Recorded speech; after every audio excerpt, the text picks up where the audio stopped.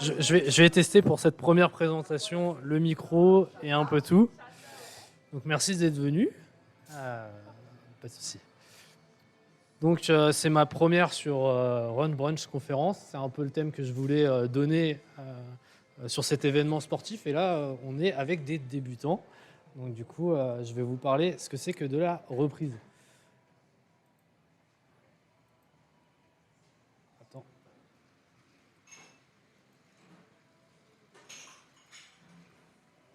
Tu vois, c'est le premier truc qui ne marche pas, c'est que le slide, il passe pas. Alors, je vais vous parler d'abord du concept de pourquoi je voulais cet événement-là à Paris.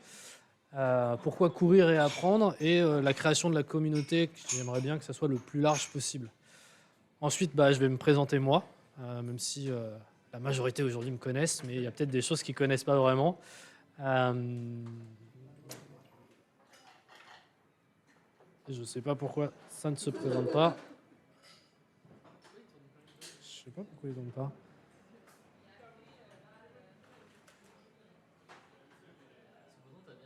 Ouais. Pourquoi il ne veut pas sur le deuxième écran? Ouais, je suis en mode présentation.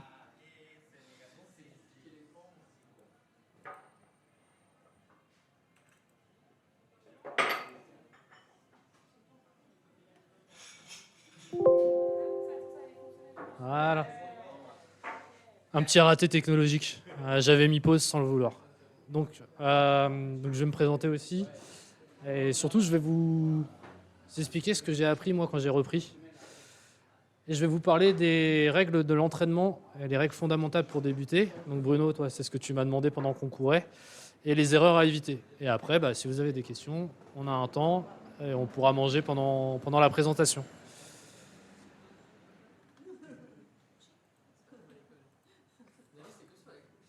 Ah, il veut pas. Hein. Il veut qu'avec le clavier. Hein. Hop. Ça va donner quelque chose de fun quand je vais le publier, cette présentation. Ah non, il veut même pas maintenant. Putain, c'est chiant. Il est sorti de la présentation. Hop. Donc, le thème run communautaire. Parce que courir à plusieurs, c'est plus motivant.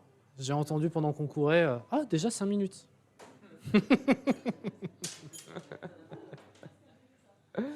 Alors le brunch, c'est le côté, il faut se restaurer et l'alimentation, c'est important. Et ça fait partie de l'entraînement. Je vais vous en parler tout à l'heure. Et la conférence, moi je le voulais, la conférence, parce que je pense qu'on progresse plus vite quand on comprend pourquoi on s'entraîne et ce qu'on fait. Et puis pour terminer, un temps d'échange et de partage, je veux que ce soit le plus ouvert possible. Donc plus de monde. Le bar, il est super sympa. On est dans un lieu cool. Il y a des jeux, même pour ceux qui veulent jouer après. Voilà, c'est sympa d'échanger ensemble. Et puis moi, je reste là aussi pour répondre aux questions.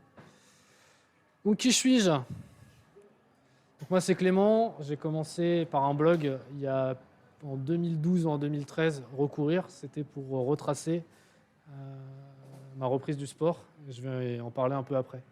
De 2002 à 2006, j'ai entraîné des jeunes à l'athlétisme. Est-ce que tu le savais? Non, je savais pas. Je ne savais pas. De 6 à 16 ans en club d'athlétisme. J'avais les 6-12 ans le samedi, tous les matins. Et les 12-16 ans en compétition pendant plus de 4 ans. Et ils étaient contents d'avoir une sorte de grand frère, parce qu'à l'époque, j'avais 20 ans. J'avais 20 ans et sans me vouloir me vanter, j'avais une petite figure au niveau du club parce que j'avais des bonnes performances, donc ils étaient contents de demander à quelqu'un de presque leur âge, surtout les jeunes en compétition.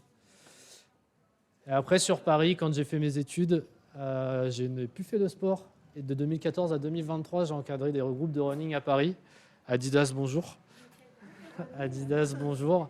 Pas tout de suite, hein. Mais voilà, j'ai passé de nombreuses années le mardi, le mercredi, le samedi. Le samedi, j'ai entraîné de 2016 à 2018. Pendant 2 ans, j'ai fait des séances de renfo à la BNF. Il y en a, ouais, avant Franck. Je sais plus. J'ai mis 2016-2018 parce que j'en étais sûr. Non, mais j'ai commencé tôt. Au tout début, j'ai commencé. Ouais. Et donc, c'est les bases. L'escalier, Et le renfo, c'est des bases. 2 heures les séances.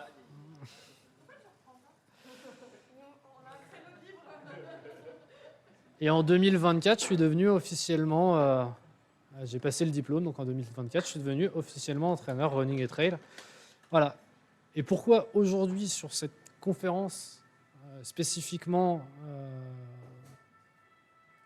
je suis un bon entraîneur. C'est un peu mégalo de dire ça, mais j'ai le petit plus. Ça, c'est moi en 2001. En 2001, je me prends une voiture de quasiment plein face en scooter. J'y laisse un genou entièrement refait. Ça ne s'est pas vu pendant que je courais, je ne vous en ai pas parlé. Il me manque une partie du quadriceps. Ouais. J'ai plus de vaste interne. Ça, c'est mon premier 10 km en 2012 ou 13. Je sais plus la date exacte. 2012 ou 2013. Ça faisait plus de 10 ans quasiment que je ne courais pas. J'ai mis 57 minutes au mental. C'est-à-dire qu'on était une quinzaine de potes, je voulais pas finir dernier. Je voulais pas finir dernier. En tout cas, pas le dernier mec. J'ai laissé 2 filles dernières. Désolé, franchement ça se dit pas, mais je vais le dire. Et je me suis dit qu'il était plus fort que moi et que je l'ai gardé en ligne de mire tout le long. C'était 2 boucles de 5 km sur des très longues lignes droites à Saint-Germain-en-Laye. Très bonne course pour ceux qui veulent. Et je me suis dit, si je le double trop tôt, il va me redoubler. J'ai attendu, ça c'est l'expérience, j'ai attendu les 200 derniers mètres pour mettre une énorme accélération, le doubler à 20 mètres de l'arrivée. Et il m'a dit, tu m'as doublé trop tôt, trop tard. Du coup, j'ai pas pu réaccélérer assez. C'était fait exprès, j'ai pas fini dernier. Voilà. Donc, ça m'a motivé et j'ai mis un peu plus de 57 minutes officiellement. Donc, vous voyez, même quand on a un passé sportif, c'est pas donné de faire ça. Et ça, c'est 6 ans plus tard. J'ai terminé la Diagonale des Fous en 2019, en 52 heures. C'était un rêve de gamin. Ça a été difficile, mais voilà, je l'ai fini. Donc, comme quoi, on peut revenir de partout. Et ça, c'est 2023, j'ai réitéré. Et ça, c'est ma photo préférée. C'est celle où je me trouve le mieux physiquement. Il s'est passé presque 51 heures de course, mais derrière, on dirait pas. 48 heures avant, j'étais malade, j'ai couru la course où j'étais pas remis. Ça m'a valu. Je l'ai fait en connaissance de cause parce que je suis coach, je suis entraîneur, je savais ce que je risquais, je le déconseille aux gens. Ça m'a valu 6 mois de vitamines et de remise à niveau. Ça a tapé dans les reins et dans le foie. Ouais, 2023. Voilà, mais je suis là pour vous accompagner. On ne sera pas tous finisher de la Diac, c'est pas ce qu'on souhaite tous, mais voilà. Eh bien écoute, tu es la bienvenue sur 5-6 ans. Je te propose voire 7 ou 8. S'entraîner. On va passer aujourd'hui. S'entraîner pour les débutants. Je vais vous donner les clés pour progresser. Parce que souvent, les débutants, ils reprennent trop vite. Et ils n'ont pas les clés, ils partent la fleur au fusil. Je vous invite, j'ai écrit un article, il y a de ça un peu plus de 10 ans sur le blog, où j'explique ce qui se passe pour un débutant. Grosso modo, la personne part, elle se dit je vais courir, et puis au bout de 10 minutes, un quart d'heure, ce qui est un aspect physiologique, ça craque totalement, et elle se demande ce qu'elle fout là. L'objectif, c'est d'éviter ce moment-là, parce que ça dégoûte et que c'est compliqué de reprendre derrière. Alors pourquoi recommencer à courir ? 3 bonnes raisons. De relasser vos chaussures. Les jeux de mots, bonjour. Ça améliore la santé cardiovasculaire et ça renforce vos os et vos muscles. Ça aide à maintenir un poids de forme, mais ça ne marche que si l'alimentation suit. Ça réduit le risque de maladie chronique. En gros, ça développe le système immunitaire à faible dose. Quand on est en surentraînement, c'est l'inverse. Ouais, quand on s'entraîne trop, c'est l'inverse, ça fait diminuer. Donc il faut trouver le juste équilibre. Le mental, ça libère des endorphines. On ne sait pas tous, mais voilà. Ça améliore le sommeil. Et alors là, on rentre dans une boucle vertueuse. Ça améliore le sommeil, le fait de bien dormir, ça permet de faire plus de sport. Et on peut continuer. En général, ça renforce la confiance en soi si on ne se met pas des objectifs trop hauts. On n'est pas là pour regarder les autres, on est là pour faire mieux soi-même. Outil puissant contre l'anxiété, surtout quand on court dans des parcs et dans la nature. Il y a aujourd'hui des études qui prouvent que d'être au contact et d'entendre de la nature et d'entendre le chant des oiseaux, ça vaut tout le sommeil que vous pouvez essayer de récupérer. Ah ouais. Aller courir 2 heures en forêt ou se balader 2 heures en forêt sans bruit de voiture, sans bruit de etc., ça abaisse le niveau de stress et c'est une recharge naturelle. Alors on va parler de la communauté qu'on va essayer de construire. Je vous invite à en parler autour de vous. Surtout quand les runs deviendront plus longs, même si vous voulez venir. L'objectif, c'est de se dire, la séance d'aujourd'hui, elle ne me plaît pas, mais j'ai envie de courir 1 heure et je vais proposer aux autres gens, bah écoutez, le coach, il a proposé ça. Moi, je vous propose de venir courir 1 demi-heure, 3 quarts d'heure avec moi. De toute façon, on se retrouve là, on peut manger, on peut boire. L'équipe, elle est super sympa. Voilà, c'est l'objectif. En plus, rejoindre un groupe, c'est motivant. Ça permet de se dépasser ensemble et de créer des liens durables. Il y en a qui sont ici. Bruno, je les ai rencontrés sur de la course, certains. Voilà, comme quoi ça crée des liens. Et après, on fait des courses complètement débiles ensemble. On repart des heures à la montagne. Bah si, c'est bien parti à la montagne avec certains, là, il me semblait. Ouais. Alors, ces 3 dimensions, santé, mentale, communauté, ça se renforce ensemble. C'est-à-dire que c'est une boucle vertueuse. Voilà, c'est le cœur de ce projet aujourd'hui pour cette première que je vais présenter. Je vais le publier sur Internet, la vidéo qui va être sans doute longue, 1 demi-heure. J'espère que le micro fonctionne, sinon ça va être drôle. Voilà. Alors, débutant en reprise. Débutant en reprise, débutant en reprise. Un débutant absolu, c'est quelqu'un qui n'a jamais couru, qui découvre ses limites physiques, qui doit construire les bases. Le risque, c'est d'aller trop vite. Objectif, c'est courir 30 minutes, 5 km sans s'arrêter. En reprise, on a déjà couru par le passé, ce que j'expliquais pendant qu'on courait. Le corps, il a une mémoire. Donc il se souvient qu'on est capable de le faire, mais il ne faut pas aller trop vite. Le risque, c'est de tenter de retrouver le niveau d'antan trop rapidement. Objectif, progresser sans se blesser. Dans les 2 cas, c'est la même méthode de départ, c'est les mêmes principes fondamentaux. Mais attention, personne n'évolue à la même vitesse. Il y en a qui vont reprendre plus vite, il y en a pour qui ça va être plus long. Et ce qui est le plus dur, c'est que le débutant, c'est vraiment la personne la plus dure à entraîner parce qu'elle ne connaît pas ses limites. Et donc, on ne sait pas s'il faut aller trop vite, trop doucement, etc. C'est vraiment le plus dur. Allez, j'ai rendu le truc un peu interactif. On va faire jouer les gens. Qu'est-ce qui est le plus important parmi ces éléments, selon vous? Courir, dormir, rien faire, le renforcement, le fractionné, l'alimentation. Alors attendez, attention, on va faire un jeu, parce que moi j'aime bien. Je ne vais pas vous les donner dans l'ordre, ça serait trop drôle. On va commencer par le 2.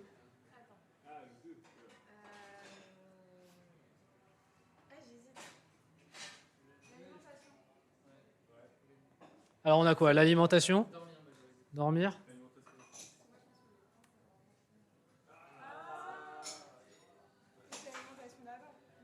Alors j'ai mis renforcement et courir. Pourquoi? Je vais prendre l'exemple, l'image de la maison et de la voiture. Vous aurez beau avoir un moteur énorme, si les pneus ne vous permettent pas de rouler à 50 km/h, enfin si vous limitez à 50 km/h, ça va être très compliqué. Donc l'objectif, c'est de se renforcer. Les pneus, c'est vos corps, vos muscles, vos tendons. Donc il faut se renforcer, et ce qui est important. J'ai mis au même terme que courir, parce que si vous ne courez pas, bah, globalement, il ne se passe pas grand-chose, quoi. Là, on va chercher le 3.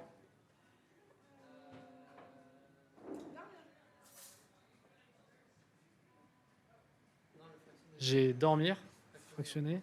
On est sur les runs débutants. Ah oui, run débutant, non, mais...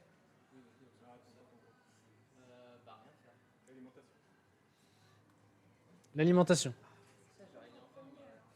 L'alimentation, c'est important parce que sans énergie, on n'avance pas. À 20 ans, on pouvait manger tout et n'importe quoi, ça passait. À 30, 40 ans, si on veut un entraînement régulier, ça peut devenir compliqué. Après, on n'est pas obligé d'être un esthète de l'alimentation, hein. On n'est pas là non plus pour ça, il faut se faire plaisir. Donc le premier, c'est quoi? Donc je vais dormir à gauche. Et bien c'est dormir. Dormir, se reposer. C'est pendant le sommeil que se font les adaptations. Ouais. Si tu dors mal, tu ne fais pas d'adaptation. La veille d'un limite, alors, un truc qui est paradoxal, il faut bien dormir après un entraînement. La veille d'une course, ne pas dormir, ou en tout cas mal dormir, n'a quasi pas d'influence sur la course. Donc ça sert à rien de se mettre le stress, j'arrive pas à dormir, c'est ma première course, etc. C'est vraiment le moment où globalement si on dort mal, c'est pas trop grave. Alors bien sûr, ça peut avoir des effets, mais c'est pas trop grave. Par contre, dormir tout le temps quand on s'entraîne, surtout le lendemain de s'entraîner, c'est là où on fait des adaptations et donc c'est là où le corps s'adapte. Bon, on va parler de choses banales, l'équipement. La seule chose vraiment indispensable, c'est les chaussures et de bonnes chaussettes pour éviter les ampoules. Attention, les chaussettes, c'est quelque chose qui va avec le chaussure et le pied et l'entraînement. Vous pouvez avoir des chaussettes qui vont très bien dans une paire de chaussures et pas dans d'autres. Donc globalement, c'est le couple qui fait ça. Et vous pouvez avoir des chaussettes qui fonctionnent en trail, qui ne fonctionnent pas sur route, et des chaussettes qui fonctionnent l'été et qui ne fonctionnent pas l'hiver, parce que vous n'avez pas la même transpiration, pas la même chose. Donc en fait, on n'a pas forcément tout le temps les mêmes. Il y en a chez qui ça marche de ne pas avoir les mêmes, il y en a qui courent sans chaussettes. Voilà, c'est quelque chose à trouver vraiment pour ne pas avoir d'échauffement. Avoir des ampoules, ça peut vite être un problème. Les chaussures de running, il faut se faire conseiller, ça va être en fonction de votre pied et de votre poids. Voilà, donc faire attention. La tenue technique, on évite le coton, même si les premières fois, c'est pas très grave. Aujourd'hui, le textile, on en trouve partout des pas chers. Pub à Decathlon, bonjour. Les applications running, aujourd'hui, c'est pas un indispensable, mais pour la motivation, ça peut vous aider de voir votre progression. J'ai mis une petite courbe de progression. C'est la courbe de progression de quelqu'un en reprise. Je dirais pas qui. Voilà, donc on voit qu'on progresse, c'est intéressant.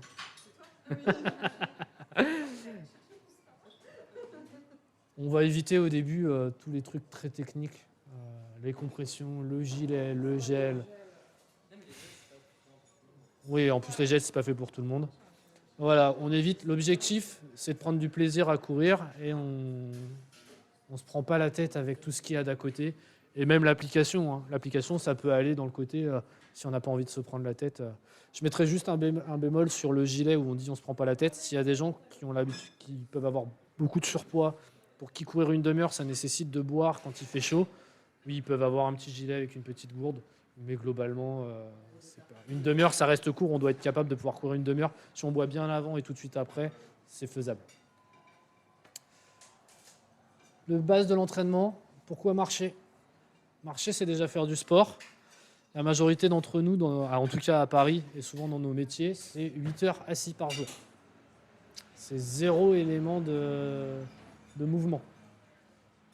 Donc déjà, marcher, ça permet de remettre en mouvement, etc.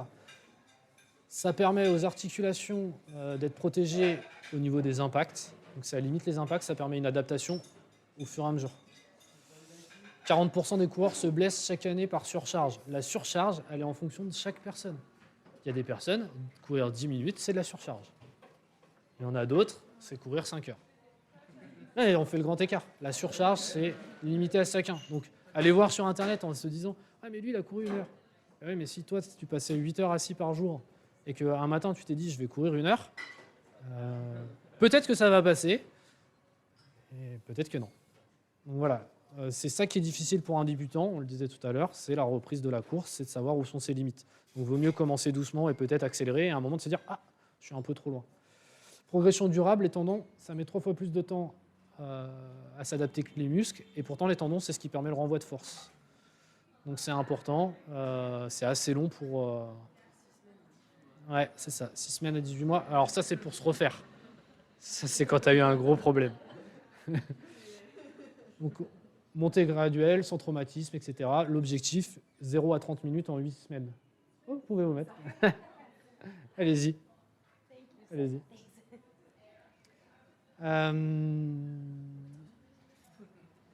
Donc oui, en 8 semaines, on monte de 30 à... On passe 30 minutes en fait. Les 4 premières semaines, c'est très long. C'est un sport de patience, surtout quand on reprend. C'est très long au début.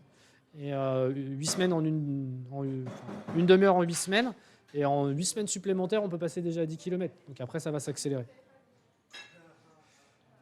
Ça permet de récupérer un peu de confiance en soi. Et le fait d'alterner, ça gère la fatigue. Courir lentement, donc ça, pareil, quand on alterne marche et course, on ne va pas partir au sprint. Même si c'est court 1 minute, on ne part pas au sprint. On court lentement, ça permet de courir longtemps. L'objectif, c'est de pouvoir parler sans saccader. Pendant qu'on courait, à un moment, j'ai entendu dire « Ah, j'étais à un rythme où ça saccade un petit peu. » Donc là, il vaut mieux ralentir un petit peu. Pour ça que courir à plusieurs, c'est intéressant et c'est important parce que ça permet de maintenir justement ce rythme-là. Donc là, je donne un exemple, 2 minutes, 1 minute de marche. Aujourd'hui, on a fait 5 minutes de marche, 1 minute de course pour les uns. Et pour d'autres, on a fait 5 minutes, 11 minutes et 5 minutes. Tu as fait 5 minutes. Et à un moment, nous, on a fait 11 minutes d'affilée. La fréquence cardiaque, je l'ai mis là parce que je voudrais noter quelque chose. C'est que c'est ce qui va avec tout à l'heure. J'ai mis beaucoup de gens vont regarder en fonction de sa FC max, son âge, etc. Ça, c'est pas forcément vrai. Je l'ai mis exprès pour ça. Et surtout, on n'est pas obligé de s'en préoccuper au début.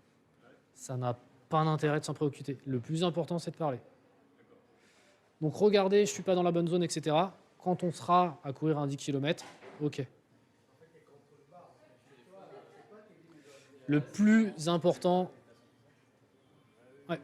Et surtout les montres, si on en revient, les montres, elles ont des tendances à prendre le mouvement de la foulée.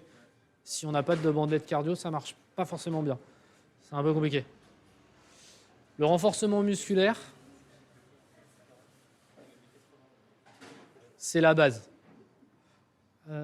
Donc, les exercices de base, c'est la chaise, le gainage au sol, les abdominaux et les pompes.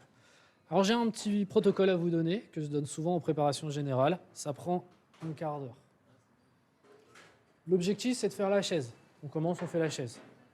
Ensuite, on passe en gainage au sol. Donc, on est contre un mur, on se penche vers l'avant, on passe en gainage au sol. Et ça, on le fait 3 fois. Les 2 exercices vont ensemble, d'une durée de 45 secondes à 1 minute 30, 2 minutes. Au-dessus de 2 minutes, il n'y a pas vraiment d'intérêt. Déjà, quand on a 1 minute 30, c'est pas mal. À réussir à tenir 3 fois ça. On fait une petite pause, et là, on va passer aux abdominaux et aux pompes. Et là, c'est pas du temps, on va compter. Alors, pour les dames, faire des pompes, ça peut être compliqué, mais il faut se forcer. Moi non plus. Non, c'est ça. Donc, abdominaux, on essaye d'en faire 10. Il faut vraiment le faire. Alors là, il faut se demander à quelqu'un de lui présenter comment on fait les abdos pour ne pas les faire mal. Il y a plusieurs exercices. Et donc, on passe des abdos aux pompes. Pareil, on en fait 3. L'objectif, c'est d'essayer d'en faire 8 minimum. Si c'est moins, c'est pas grave. L'objectif, c'est de s'améliorer de séance en séance. Ça prend un quart d'heure. 2 à 3 fois par semaine. Vas-y. Ah, vas-y, lève la main. Que veux-tu? Pose-moi ta question. Je veux savoir, est-ce que, alors, je te laisse peut-être un peu, mais est-ce que dans ce que tu vas proposer, à un moment, tu vas montrer du coup les exercices que tu proposes sur... Il y aura une séance où il y aura une conférence dédiée au renforcement.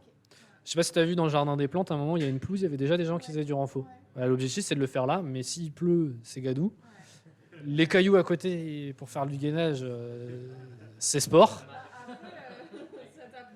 L'objectif, c'est de caler un samedi. Parmi toutes les conférences que je vais faire et toutes les séances, il y aura ce genre de choses. C'est d'espérer qu'il fasse beau. Il y a d'autres endroits où on peut faire d'autres choses le long des quais de Seine, mais ça reste du béton. Donc, si je préviendrai, et donc ceux qui veulent, voilà, on peut ramener un tapis. Enfin voilà, il y aura moyen de faire des choses. Deuxième exercice, c'est renforcer le pied. C'est la base sur une maison. On commence par les fondations. Les pieds, c'est ce qu'il y a de plus important et c'est ce que personne ne fait. Donc le short foot, c'est un exercice où on ramène le pied comme ça. Ouais, on essaye de griffer, on griffe. Vous cherchez sur Internet, vous trouverez. Moi, j'essaierai de mettre des vidéos. Je crois que j'ai déjà des vidéos sur la chaîne YouTube et sur Facebook. Exercice unipodal, c'est pour travailler la proprioception. Si vous voulez essayer, vous vous mettez debout, vous mettez sur un pied, vous fermez les yeux. Et là, vous vous dites, je vois qu'il n'y a personne qui veut essayer, mais bon, voilà. Flexion et extension de cheville. On l'oublie. Non, mais déjà comme ça. Il y en a qui ont mal au bout de 10. Il y en a qui ont mal au bout de 10. que tu me parles, c'est plutôt Stanish. Donc le troisième truc, c'est protocole Stanish. Donc là, c'est un peu plus avancé. C'est un protocole, j'invite les gens à regarder ce que c'est sur Internet. Il y a une base d'étirement à la base. Donc on en parlait tout à l'heure, étirement, quelques secondes. Et ensuite, c'est de monter sur les mollets. Et il y a un système de progression sur 8 semaines. Donc après, tu n'es qu'un seul, tu mets de la charge sur toi-même. Donc ça se trouve facilement. Ça permet de travailler la proprioception, le mollet et le renforcement de l'avant du pied et la voûte plantaire.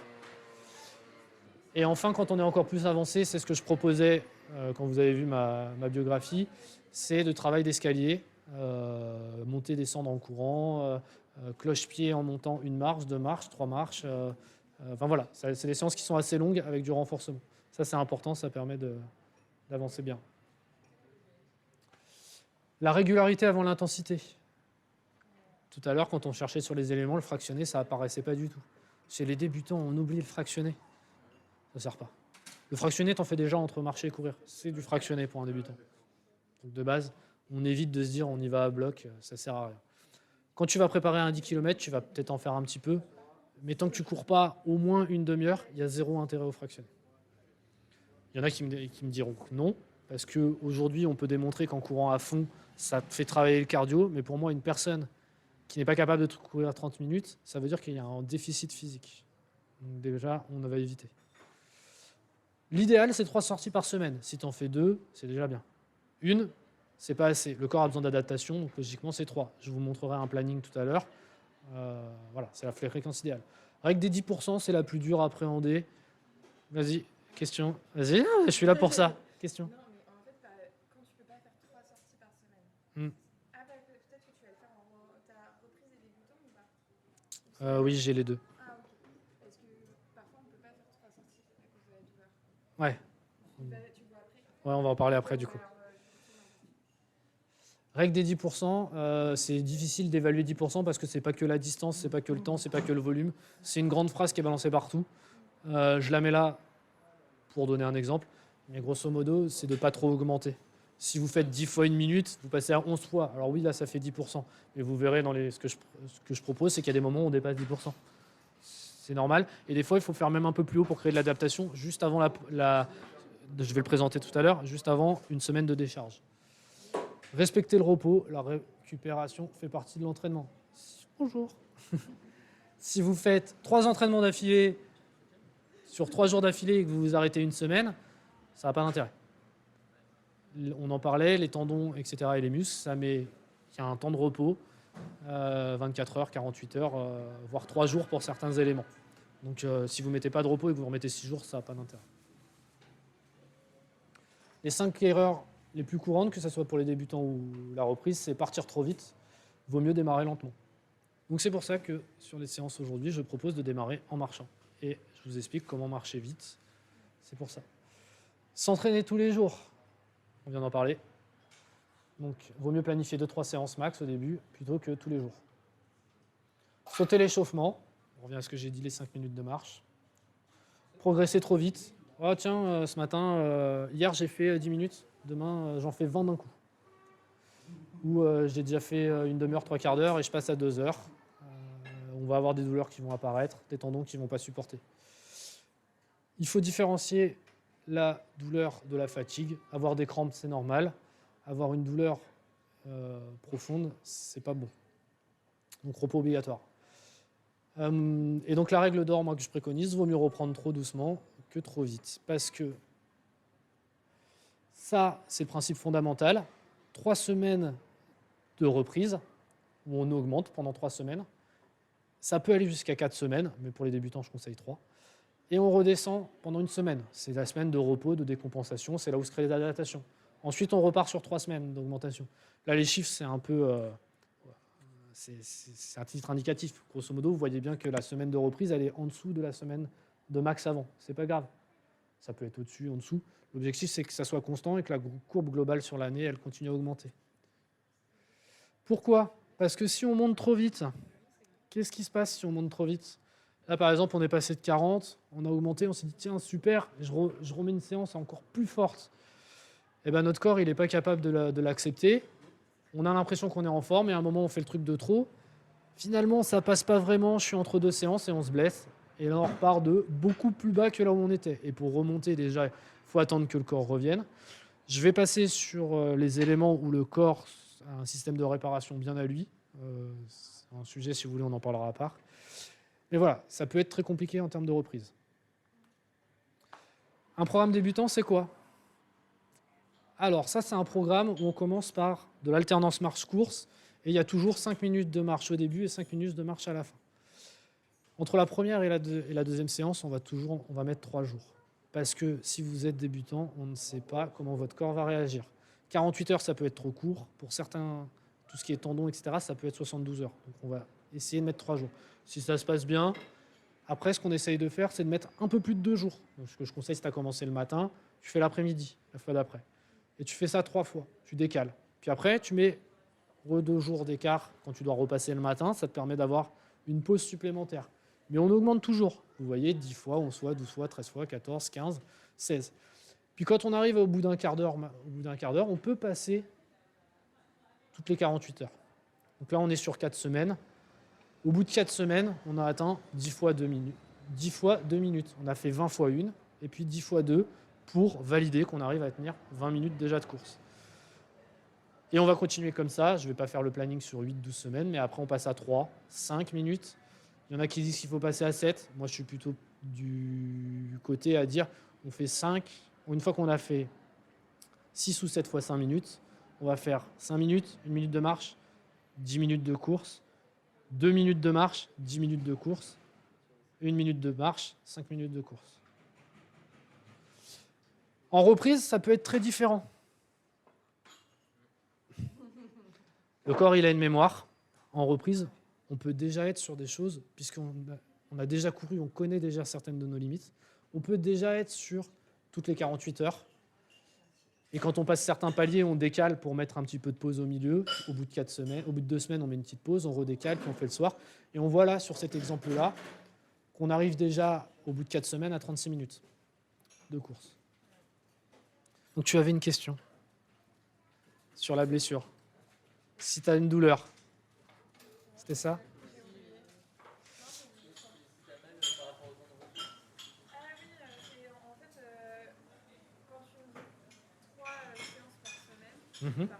parce que tu vas avoir une douleur quand t'es en reprise. Tu tout le temps en reprise post-blessure. C'est pour ça qu'il faut. Ouais, c'est pour une amie. Non, c'est pour ça qu'il faut écarter au début. Mais attention, ne pas assez faire peut faire que tu n'amélioreras jamais ta douleur. Moins, pour ne pas déclencher la douleur, plutôt que de s'arrêter totalement. Voilà. Et le truc, c'est que le fait d'arrêter, tu ne crées pas d'adaptation. Du coup, il vaut mieux recommencer. En fait, si tu as mal, c'est que tu es déjà trop haut par rapport à ta douleur. Mais le problème, c'est que tu peux aussi te focaliser sur cette douleur. Et c'est une douleur qui peut rester, qui est dans la tête. On ne va pas parler de membres fantômes parce que c'est pas ça. Mais ça peut être une douleur comme ça. Alors après, on en a parlé. Moi, je trouve que le 30 secondes, c'est trop court entre des séances. Une adaptation d'1 minute. Pour aller plus loin après. Parce qu'en 1 minute, le corps a vraiment le temps de réduire. Alors que 30 secondes, je ne suis pas sûr qu'il y ait une réduction suffisante. Non, en vrai, je pense parce que moi, je fais 15 fois 15-30 secondes. Et en fait, je vois que là, les 5 minutes, ça passe vite. Ouais. Donc, j'aurais peut-être plutôt marcher. Ouais. Et déjà, tu vois, aujourd'hui, on a fait 5 minutes avec 1 minute de temps de repos. Quand on passe de 3 à 5 minutes de course, souvent, on passe aussi la première fois, pour être sûr que ça passe, à 2 minutes de marche.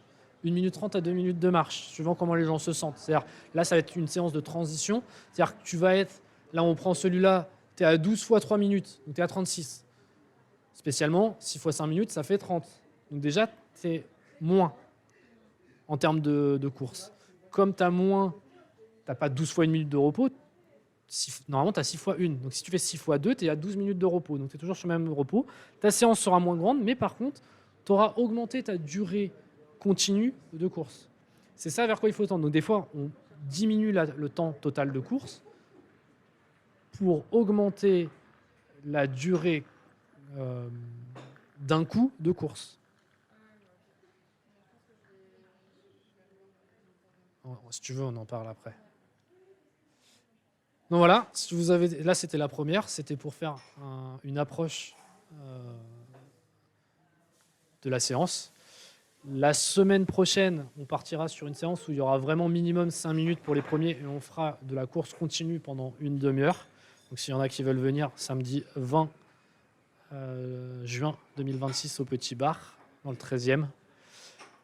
Et voilà, j'espère que ça vous a plu. C'était la première, donc c'est aussi un peu un test pour moi. La diffusion va arriver sur Internet. Est-ce que vous avez des questions? Tu as posé, t'as raison. Bruno.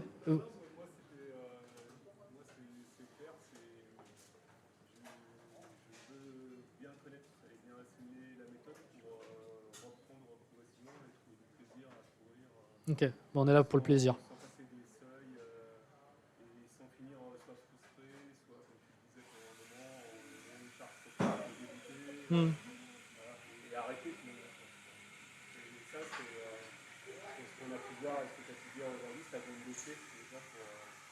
Je te remercie. Il fait beau. Il fait beau là. Voilà.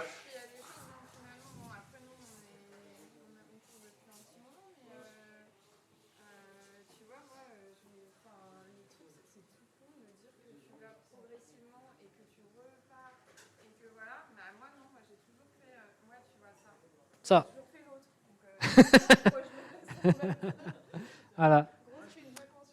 Ça, tu te blesses, ça, tu progresses longtemps. Alors, on en parlait avec...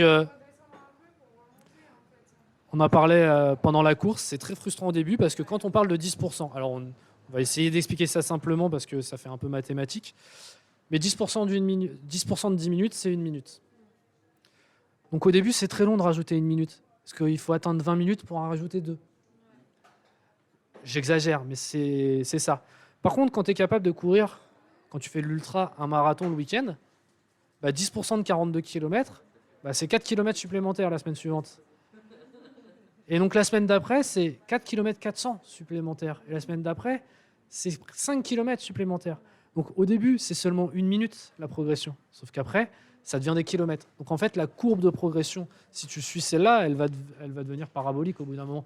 Alors, elle peut devenir, mais je ne vais pas vous le cacher, c'est pas infini. C'est pas infini, on a tous des limites. Donc il y a un moment où on ne pourra pas s'entraîner, c'est ce que tu me disais. Moi, je veux m'entraîner que 3 fois par semaine.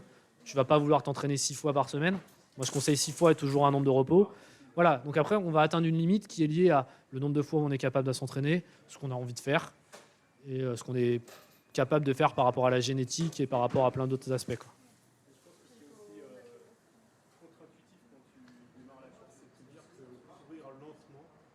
Mmh. Ouais. C'est ça. Voilà, et si vous voulez revenir la prochaine fois, c'est samedi prochain. Il y aura une autre présentation ce coup-là sur comment courir mes 30 premières minutes et les tenir. Et vous pouvez me retrouver, alors pas sur X, je suis plus actif sur X, surtout sur Instagram et Facebook. YouTube, il y aura quelques vidéos que je vais essayer d'enrichir, dont celle-ci. Voilà, je vous remercie.